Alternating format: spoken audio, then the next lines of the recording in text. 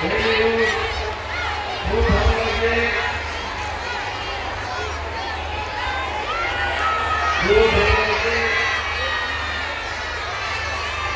এবং আপনাদের উদ্দেশ্যে বলছি, আজকে সভাতে যারা উপস্থিত থাকে তারা ইতিমধ্যেই এখানে পৌঁছে গেছেন এবং অনেক আগ্রহে আমরা অপেক্ষা করছি আমাদের প্রিয় নেতা,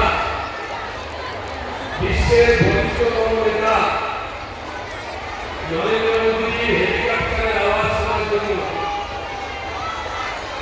এবং তিনি যখন আসবেন আমি যেমনভাবে আপনাদের বলবো, আমি এর পরেও